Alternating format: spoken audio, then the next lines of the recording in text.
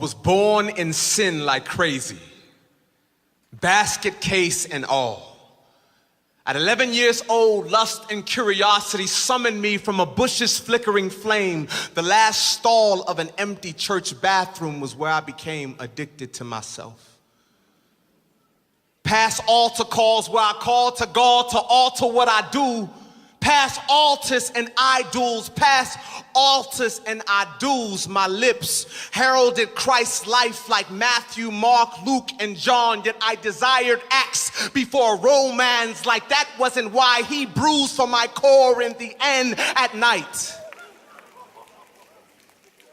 Loneliness held hands with my lack of self-control to forge golden calves of self-pleasure.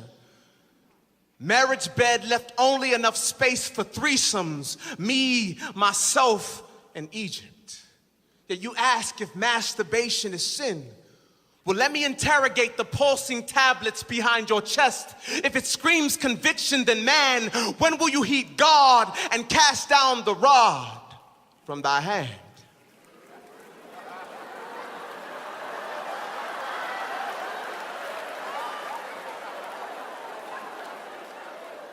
I could call out the ladies, but their ringtones are usually on denial, but shh.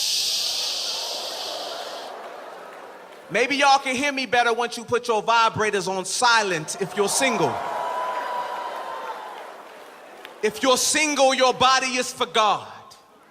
If you're married, it's for your husband to share, but temples can easily turn playground when toys interfere. Your discipline can erode if you keep unwrapping your gift improperly. Even your hands can become trespassers until what used to be private areas now becomes public property. No wonder your punctuation discernment is off.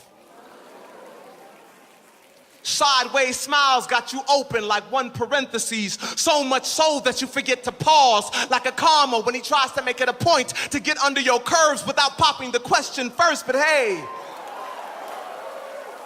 no one can really find a place in the scriptures that speaks directly against it. But I don't recall parents carrying signs that say, "Don't kidnap my children." You simply know this because you understand the love of a parent. What more, the love of a jealous God? I'm not lying. See, masturbation is one of the few acts you can break all of the 10 Commandments at one time. Check it. 1, thou shalt not have any other gods before me. When your need to please you supersedes your need to please him, you have voted yourself idol without auditions or rounds, so too. Thou shalt not worship created images. But let's be honest, you get creative when you get into it. For instance, the figures you paint on top of your dome, you make Sistine Chapel of your thoughts. You bootleg Michelangelo, forcing your body to praise the gallery of your imaginations until every sensation sings, "How great thou art." 3, thou shalt not misuse the Lord's name. You call yourself Christian, yet consistently practice this sin. So what more can I say? 4, remember the Sabbath and keep it holy. Well, that's broken because instead of taking time off of your work in sin to rest in him, you keep clocking in and restlessly work to acknowledge you, seeking paydays in the format of an orgasm. 5, honor thy mother and thy father. You've dishonored them because you perverted the design of the function that birthed you. Yet you court with the idea and engage in the act. So when you marry the sin, why do you want to divorce the consequences? 6, thou shalt not murder. Every time you fall away into this trap and constantly attempt to come back, he'll accept you, but in the process, you have trampled God's grace, spit in his face, and yes, crucified his son again and again. 7, thou shalt not commit adultery. Your body is God's and not yours, so what do you think you do when you're having sex with someone that does not belong to you? 8, thou shalt not steal. Every time you try to satisfy yourself, you're robbing God of an opportunity to satisfy you the right way, completely. 9, thou shalt not lie, but you are You're lying to your body by your actions, telling it that you have power in your hand to make you happy, and that somewhere along the line, God made a mistake. Now, is it just me, or does that sort of sound similar to the statements of a snake? 10. Thou shalt not covet. Well, like I said before, you're desiring a body that is not yours. But having sex with yourself is beyond covetous or dishonorable. It's called same-sex relations, which according to scriptures is abominable. Now, when Satan came to tempt Jesus, he beckoned for him to make bread of stone to silence his hunger, but is eating bread sin? No. The travesty is indulging in something changed from God's original design at the counsel of a liar. That is perversion. But how do we fix it?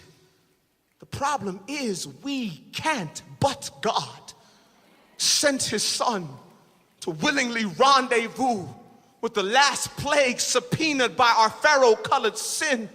Now the doorposts of our souls can boast of lamb's blood smeared righteous God, sent deliverer who carried cross like staff, and when it was raised the water broke like the Red Sea was miracle in third trimester. That same power broke every chain 2,000 years before the song could be made. Your lust and addictions are dead chariots with salt water choked lungs, drowned by the depths of God's grace. It's not just about avoiding sin. It's about setting affections on him, convincing our hearts to place, Simon says, to his spirit that leads like pillar of cloud and fire, who stretches our taste buds into welcome mat for living manna, our fountain, our rock, our unbroken promised land of a God. Today, may our journey to please you, Genesis, and our murmuring desire to please ourselves, Exodus.